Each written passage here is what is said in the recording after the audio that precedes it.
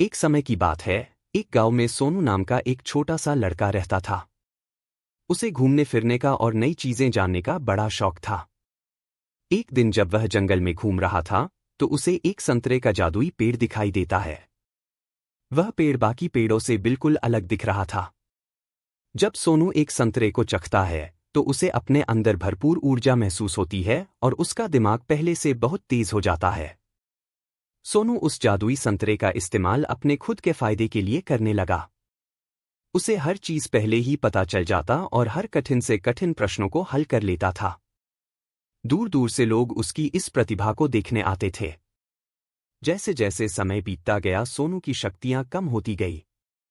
पेड़ पर संतरों की चमक भी कम हो रही थी और धीरे धीरे उनकी भी शक्तियां खत्म होने लगी थी।